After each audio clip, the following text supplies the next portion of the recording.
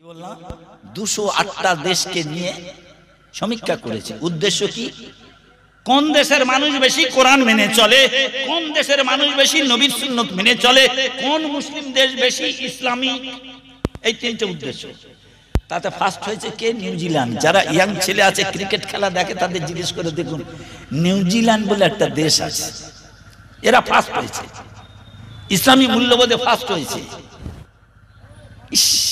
বক্তারা আমরা এই মঞ্চে বসে গলা আর আওয়াজ, একটা বক্তার ওয়াজ শোনাচ্ছে, ছি ছি ছি, মুসলমান এত নিচে নেমে গেছে।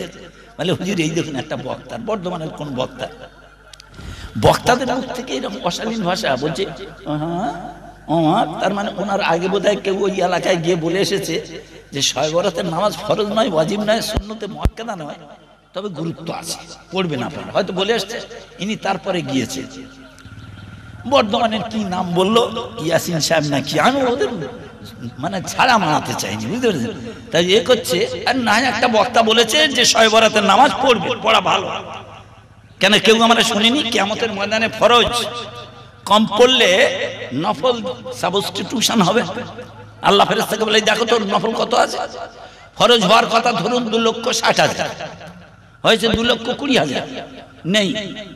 তখন বলে আল্লাহ বলছে ফেরেশতাকে, আল্লাহ চায় তার বান্দাকে জান্নাত, নবী চান তার বান্দা ওলি হয়ে মরুক জান্নাতে যায়, আল্লাহ চাচ্ছে ছলে বলে কৌশলে জান্নাতে দেবো। তা ফেরেশতাদের বলছে এই তোমরা সব খাতা বন্ধ করে দিলে নাকি, দেখো তো নফল কি আছে। দেখে নফল আছে 45,000। আল্লাহ 40,000 কম ছিল, আমার আল্লাহ বলছে নফল নামাজ দিয়ে ফরজটাকে পূরণ করে ওকে জান্নাতে করে দাও। বলুন সুবহানাল্লাহ। নফলের কোনো গুরুত্ব নেই, কি আশ্চর্য বলুন তো। নফল যদি আমার মাঝে মাঝে ফরজের মর্যাদা পায়, নফল যদি আমার ফরজের মর্যাদা পায়, আমাকে জান্নাতে যে সাহায্য করে, মুক্তি ও নাজাতের কারণ হয়ে যায়, তাহলে এ নফল ভালো, এ নফল খারাপ নয়। তারা বলবি তা বলবে না, মানে বুঝতে পারছেন আমাদের জবানে আসবে না ভাই। রাখো, মানুষ এখন এত নির্বোধ আছে, ওদেরকে দাওয়াত করে জলসা শোনে, মানে গালিগালাজ করছে আর কি। বর্ধমানের এক বক্তা এই যারা শবে বরাতের নামাজ পড়তে বলেছে তাদের বিরুদ্ধে ভাই এরকম করছে, বুঝলেন না, সর্বনাশ করেছে। আসলে একটুখানি জেনারেল উপর দখল না থাকলে ভাই, শিক্ষা হলো একটা নূর অন্ধকার দূর করে, কিন্তু এদের অন্ধকার দূর করবে না, এদের আকীদায় গন্ডগোল, এদের আকীদায় গন্ডগোল। তো যাই হোক, যেটা বলছিলাম, তো 208টি মুসলিম দেশকে নিয়ে কি গো মাথা মুচি হবে, ঝগড়াঝাটি করবেন? 208টি দেশের মধ্যে ফার্স্ট হয়েছে নিউজিল্যান্ড, সেকেন্ড হয়েছে লুক্সেমবার্গ, থার্ড হয়েছে আয়ারল্যান্ড, ফোর্থ হয়েছে আইসল্যান্ড, ফিফথ হয়েছে ফিনল্যান্ড। আপনারা হয়তো ভাবছেন আমি এই একেবারে এসে কম্পিউটার মেশিনের মতো বলে যাচ্ছি, আল্লাহর বাস্তে বলছি, এটা আমার বানাউটি নয়, আপনাদের দোয়া আল্লাহর রহমে এই কম্পিউটার থেকে বলছি। আচ্ছা, তারপরে হয়েছে কে? ডেনমার্ক। সিক্সথ হয়েছে কে? কানাডা। মুসলিম দেশের অবস্থাটা শুনুন। এই কিসের পরীক্ষা হচ্ছে? ইমানের পরীক্ষা। ও বাবা, আপনারা হয়তো ভেবেছেন যে অন্য কোনো মানে গুড ম্যানার্স আর বিহেভিয়ার আর কন্ডাক্টের উপরে না, কারা বেশি নবীর সুন্নত মেনে চলে। হঠাৎ করে বুঝে আসবে না, হয়তো তারা 5 ওয়াক্ত নামাজ পড়ে না, কিন্তু ব্যবসায়িক জীবনে কোনোদিন মিথ্যা কথা বলে না। হয়তো তারা রোজার সময় রোজা করে না, কিন্তু কারো আমানতের খেয়ানত করে না। ইসলামিক মূল্যবোধ তাকে বলা হয়। আমার আল্লাহর কাছে ওই মুসলমানটা অনেক ভালো, অনেক ভালো। কিন্তু 208টি দেশের মধ্যে 38 নম্বরে এসেছে মালয়েশিয়া, 48 নম্বরে কুয়েত, 64 নম্বরে বাহরাইন। আর মুনাফিক, কেন মুনাফিক বললাম নিশ্চয়ই আপনারা বুঝতে পারছেন, 131 নম্বরে। গ্লোবাল ইকোনমি জার্নাল বলছে যে বাংলাদেশের লক্ষ লক্ষ মানুষের উপস্থিতিতে নাকি বিশ্ব জামাত হয়, বিশ্ব ইজতেমা হয়।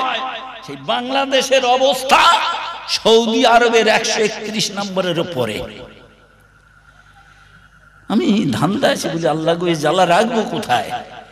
সব কি সব ভাঁওতাবাজ মুসলমান? তো একদিন একটা ছেলে আমার ছাত্র ছিল, সে একটা বিশেষ জামাতের ভালো কর্মী, তো ছাত্র ছিল, খুব ভক্তিও করে, তার নাম নাসির। আমি বলি, আচ্ছা নাসির কি ব্যাপার রে, তো সব এত সব বড় বড় সব ইস্তেমা করিস, অমুক করিস, তমুক করিস, হ্যান করিস, তেন করিস, বলি বিশ্বস্তম অমুক হ্যান ত্যান। তো এই রিপোর্টটা শুনে তো আমার মাথা ঘুরে যাচ্ছে, কি রে তাহলে সুন্নত ওদের কাছে বেশি, আমাদের কাছে নেই।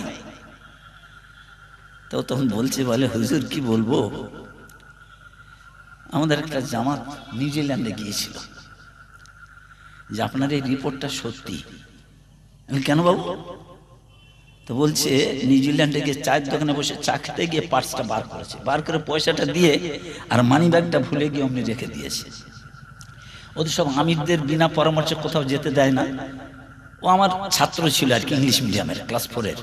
তো বলছে হুজুর, ইমাম না ওটা কি বলে, আমির সাহেবের বিনা অনুমতিতে কোথাও যেতে পারে না। 3 দিন পরে সুযোগ হয়েছে সেই দোকানে যাওয়ার। 25,000 টাকা ছিল ওই পার্সে। গিয়ে দেখে যে যেমন ভাবে ব্যাগটা ছিল সেইভাবে পড়ে আছে। খুলে দেখে টাকায় কেউ হাত দেয়নি। এই কিরে সেই মুসলমান যাকে দেখলে ইহুদির লজ্জা পায়, খালি কিলোর কিনতে হচ্ছে। এ বলছে ওকে খেলাফতি দিচ্ছে, ও বলছে ওকে খেলাফতি দিচ্ছে। খেলাফতি এত সহজ? নবীদের কাছে আল্লাহর যখন কোনো বার্তা আসে তার নাম ওহী, আর আল্লাহর ওলিদের কাছে যখন কোনো বার্তা আসে তার নাম ইলহাম বা ইলকা। কোন পীর ইলহাম প্রাপ্ত না হয়ে তার কোন ছাত্রকে খেলাফতি দিতে পারবে না, খেলাফতি দিতে পারবে না। বুঝেছো বাবা? আর এই খেলাফত প্রাপ্ত ওলি ছাড়া পীর মুরিদিও করতে পারবে না, যার হাতে বায়াত হলেও হবে না। এটা চলবে না, চলবে না, চলবে না। আসুন, চীনের উনি কয়েকটা এক্সাম্পল দিয়েছেন, আমাদের চোখে আঙুল দিয়ে দেখিয়ে গেলেন। চৈনিক ওরা বুদ্ধিস্ট, জানেন তো, মানে চীন দেশের বেশিরভাগ বৌদ্ধ ধর্মাবলম্বী। 3 জন মুসলমান কাস্টমার, মানে হোলসেলে মামলায় গিয়ে বলছে, স্যার আমাদের একটা রিকোয়েস্ট রাখতে হবে। ওই জানালে বলে, কি রিকোয়েস্ট? বলে, এই মালটায় লাভ বেশি করতে পারছে না, আপনি মালটা করুন ডুপ্লিকেট 2 নম্বর আর ব্র্যান্ডেড কোম্পানির। এটা বুদ্ধিস্ট ব্যবসায়ী বহু রিকোয়েস্ট করেছে, এরকম করবেন না, এটা স্থায়িত্বের দিকে লক্ষ্য রাখুন। আমি 2 নম্বর মাল তৈরি করে দেবো আর 1 নম্বর ব্র্যান্ডেড কোম্পানির স্ট্যাম্প মেরে দেবো, লেবেল মেরে দেবো। সে বলছে এরকম করবেন না। এরা বলছে ওতে আমাদের লাভ হবে। অনেক ঘন্টার পর ঘন্টা আলোচনার পরে যখন রাজি হলেন, তবে বলছে অনেক দেরি হয়ে গেছে, আপনারা দুটো আমার সঙ্গে খানা খেয়ে যান। তখন এই 3 জনের মধ্যে একজন বলেছে, আপনার খানা খাওয়া যাবে না, ওটা হালাল নয়। বুঝতে পারছেন? তখন সেই ব্যবসায়ীটা বলছে, আচ্ছা বলবেন কি, ডোন্ট টেক ইট আদারওয়াইজ, আপনার ইসলামে কি 2 নম্বর মালকে 1 নম্বর বলে চালানো হালাল আছে? আমি বুদ্ধিস্ট বলে যদি আমার বাড়িতে খাওয়াটা আপনার হালাল না হয়, হারাম হয়, আপনার নবী কি কোথাও বলে গেছে? ইস রে, আল্লাহর রাসূল বলেছেন 2 নম্বর মালকে 2 নম্বর বলে পরিষ্কার দেখিয়ে বিক্রি করবে, আর ক্রেতাদের বলবে ভাই এটা দাম কম, এটা হলো 1 নম্বরের দাম 1 নম্বর। এর নাম ইসলাম, এর নাম ইসলাম। আজ চাইনিজ জুতো মেরে শিক্ষা দিল মুসলমানকে। কথা শেষ হয়নি। জর্জ বার্নার্ডকে জিজ্ঞেস করা হয়েছিল, পৃথিবীতে বর্তমান 876টি ধর্ম, এর মধ্যে কোন ধর্মকে আপনার সেরা মনে হয়? ওরে সোনার মানিকরে, আমি বলেছিলাম 6 মাস আগেও শুনোনি, 6 মাস পরেও শুনবে না। আমার যে অ্যাঙ্গেল থেকে আমি বলতে চাচ্ছি, অ্যাঙ্গেল, ও ভাষার ফুলঝুরি, সুরেলা কণ্ঠে, ছন্দের মায়ান ও বহু শুনেছে। তো আমি আপনাদের কাছে রাখছি, অনেকে জিজ্ঞেস করা হলো জর্জ বার্নার্ডকে যে পৃথিবীতে 876টা ধর্ম আছে, এর মধ্যে সেরা কোনটা? নিশ্চয়ই বুঝতে পারছেন, he is not a Muslim at all, মুসলমান নয়। তিনি বলছেন বিশ্বের মধ্যে ধর্ম হিসেবে সেরা এবং শ্রেষ্ঠ হলো ইসলাম। তখন অনেকে জিজ্ঞেস করা হলো বিশ্বের মধ্যে যত জাতি আছে ফলোয়ার, নিকৃষ্ট জাতি কোনটা? উনি বললেন মুসলমান। যে মানুষটা বললো ইসলাম শ্রেষ্ঠ আর নিকৃষ্ট জাতি হচ্ছে মুসলমান, ওনাকে জিজ্ঞেস করা হচ্ছে ভাই টেলিং সো একই কথা। তো তো বলছে পৃথিবীর কোন জাতির কাছে নির্ভেজাল কিতাব নেই, একমাত্র মুসলমানদের কাছে নির্ভেজাল আল্লাহর পাঠানো রিভিল থিওরি বুক কোরআন আছে। যাদের কাছে আছে অথচ মানে না, তাই এদের থেকে নিকৃষ্ট জাত আর পৃথিবীতে নেই। মুসলমান কাকে বলে? সোনার মানিক। রিপোর্টটা শেষ করে দিচ্ছি, সবার ভালো লাগার কথা নয়। আবু জহম বিন হুযাইফা রাদিয়াল্লাহু তাআলা ইয়ার মুখে যুদ্ধে বাড়ির বাইরে গিয়ে আর্তনাদ শুনতে পেলেন, যুদ্ধক্ষেত্রের আওয়াজ ভেসে আসছে। কে গো, কোথায় আছো? ওগো জীবিত মানব সম্প্রদায়, এক ফোঁটা পানি দিয়ে সাহায্য করো না। I am too much thirsty for drinking water. গলা শুকিয়ে যাচ্ছে, যুদ্ধক্ষেত্রে আমি মরণাপন্ন, মুমূর্ষ অবস্থা। আবু জহম বিন হুযাইফা রাদিয়াল্লাহু তাআলা শুনে চাচাতো ভাইয়ের আওয়াজ, ছুটে করে পানি নিয়ে ওনার মুখে দেবেন, এমন সময় পাশ থেকে আওয়াজ আসছে, একটু পানি দিয়ে সাহায্য করুন, মুমূর্ষ অবস্থা। তখন সেই আবু জহম বিন হুযাইফার চাচাতো ভাই বলছে, আমার থেকে ওর প্রয়োজন বেশি, আমার থেকে ও আরো সংকটের মুখোমুখি, ওর কাছে নিয়ে যান। সেই পানি নিয়ে কোন যুদ্ধে? ইয়ার মুখের যুদ্ধে। ওর কাছে নিয়ে পানি মুখে দেবে, এমন সময় আওয়াজ আসছে, কে আছো ভাই, একটু পানি হবে? বলছে আমার থেকে ওর প্রয়োজন বেশি। ওখানে এই করতে গিয়ে শেষের বেলা যার কাছে গেলেন, গিয়ে দেখলেন he is already dead, no more in this world, ইন্না লিল্লাহি ওয়া ইন্না ইলাইহি রাজিউন। শেষের বেলা যাকে দিতে গিয়েছিলেন, কোন অবস্থায় তারা পানি চেয়েছিলেন আর কোন অবস্থায় তারা মানবতা দেখালেন, সবাই বললেন আমার থেকে ওর প্রয়োজন বেশি, আমার থেকে ওর প্রয়োজন বেশি, আমার থেকে ওর প্রয়োজন। শেষের মানুষটার কাছে গিয়ে দেখলেন he is no more in this world, বেঁচে নেই। ওখান থেকে ফিরে থার্ড, বেঁচে নেই। সেকেন্ড, বেঁচে নেই। অবশেষে চাচাতো ভাইয়ের কাছে গিয়ে দেখে ইন্না লিল্লাহি ওয়া ইন্না ইলাইহি রাজিউন। ও মুসলমান, मुसलमान अल मुस्लिम आखिर मुस्लिम भाई होता है ऐसा। পিপাসার্ত অবস্থায় মৃত্যুর দোরগোড়ায় এমন মানবতা দেখিয়ে গেলেন, জামাত থেকে ওর পিপাসা, ওর প্রয়োজন বেশি।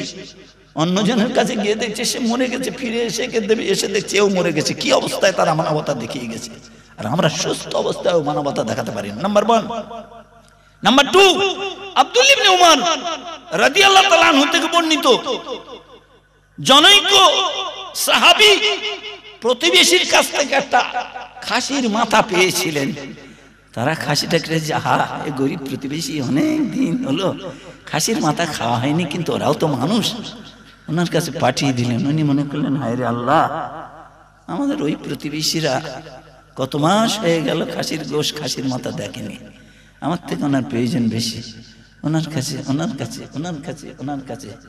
7টা হাত ঘুরে সেই মাথাটা লাস্ট ম্যান ভেবেছে, যে যিনি প্রথমে দান করেছিলেন তার এ পাশের প্রতিবেশী ভেবেছে এরকম খাসির মাথা হয়তো ওরা গত কয়েক বছর হয়তো দেখেনি। আহা, আমি যখন পেয়েছি আমি ওকে খাওয়াই, কারণ আল মুসলিম আকুল মুসলিম, মুসলমান মুসলমানের ভাই বলে তার হাতে দিলেন। চিন্তা করেছেন, যিনি মাথাটা দিয়েছিলেন ভাইয়ের দুঃখ দুর্দশার কথা ভেবে, তিনি ভেবেছেন উনি কখনো খাননি, ওনার অনেকদিন হয়নি, ওনার শেষ পর্যন্ত তার কাছে চলে এলেন। কি গো, ইসলাম তাদের কাছে ছিল না? ছিল না। যে জেরুজালেমে কেলোর কীর্তি হচ্ছে, জেরুজালেমের সফরোনিয়াস প্রশাসক, সফরোনিয়াস শখ হয়েছে, আমি জানবো, I want to know what is Islam, ইসলাম কাকে বলে। বিশ্বনবী যে মত ও পথ প্রচার করে গেছে আমি তাকে জানবো। জানতে গেলে কার কাছে জানবো? ওদের মধ্যে বাঘের বাচ্চা আছে, খলিফাতুল মুসলিমিন হযরত ওমর ফারুক রাদিয়াল্লাহু তাআলা তখন খলিফা, অনেকে খবর দিয়েছে। জেরুজালেমের প্রশাসক হযরত ওমর ফারুক এত দূর থেকে যাবে কি করে? বুঝতে পারছেন, উটের পিঠে যেতে হবে। ওনার সার্ভেন্টটা গোলাম কোশর বলছে, হুজুর আপনি কি করছেন? একা একা মাথা খারাপ, আমি আপনাকে ছাড়বো?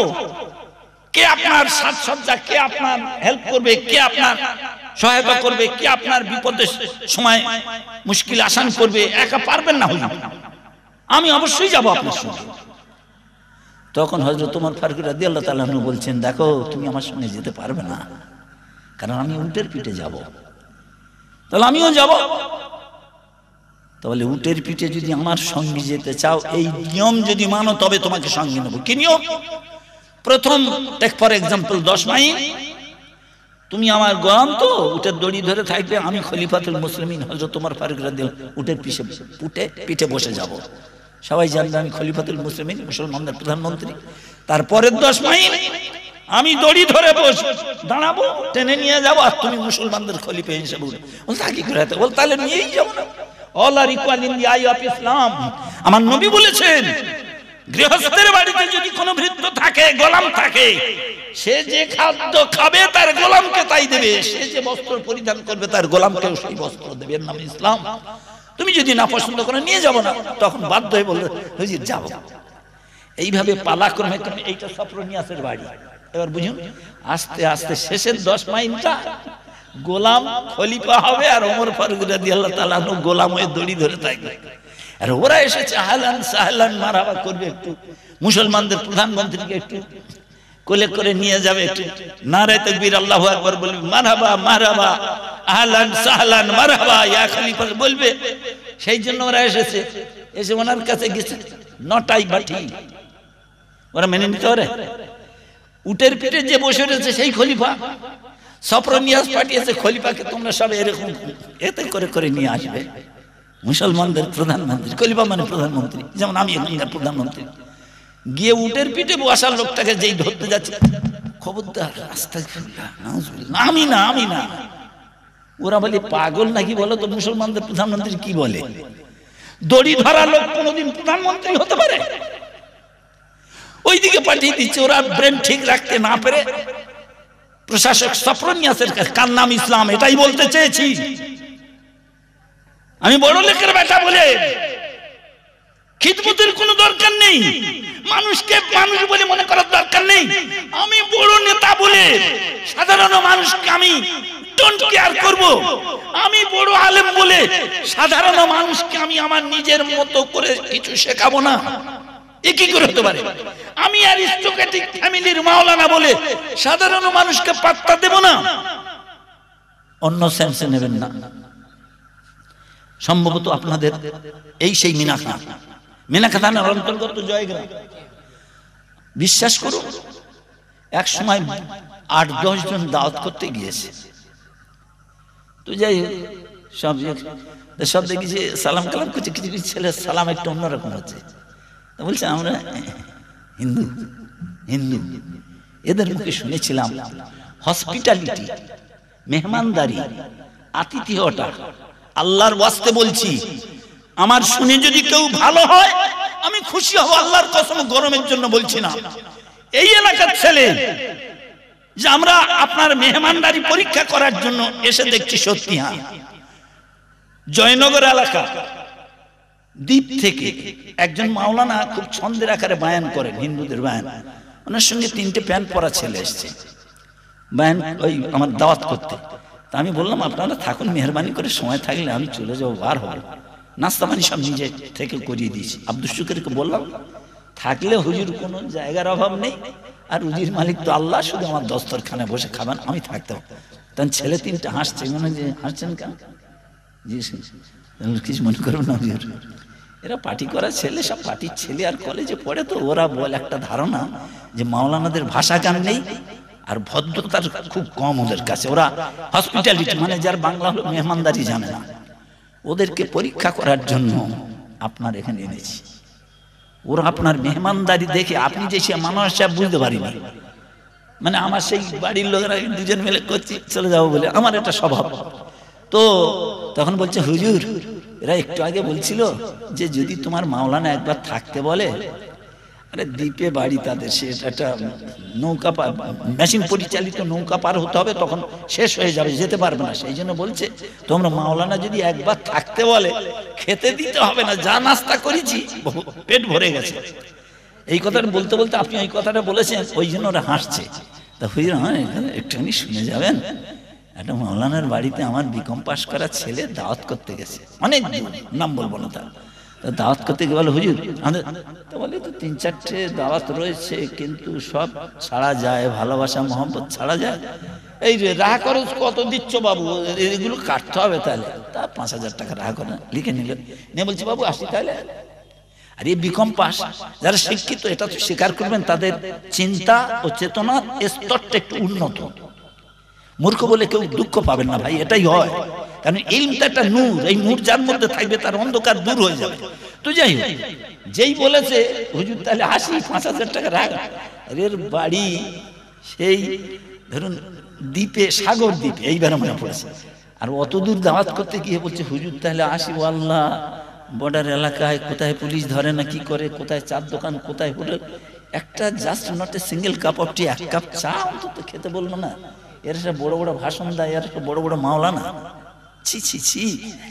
তো উনি বলছেন ওটা আমার ছেলে, বিকম পাস করেছে সবে, ওইখান থেকে ফিরে এসে শিয়ালদা এসে দেখছে লাস্ট ট্রেন ছেড়ে দিয়েছে। মশার কামড় আর কুলিদের ধস্তা ধস্তি কুস্তি করে রাত কাটিয়েছে। এইবারে ওই অবস্থায় বাড়িতে ফিরছে, প্রতিজ্ঞা করে নিয়েছে গিয়ে আব্বাকে বলবো জীবনে যতদিন বাঁচবেন মায়ান করতে পারবেন না, আর কোনো মাওলানার সঙ্গে বন্ধুত্ব করতে পারবেন না, কারণ যে মানবতাটুকু আছে ওদের সংস্পর্শে এলে সেটুকু নষ্ট হয়ে যাবে। ইস, উনি মাওলানা বলে ভাই এই ছেলের কথা শুনে এত কষ্ট পেয়েছিলাম, তখন বাধ্য হয়ে এদেরকে আপনার কাছে আনলাম।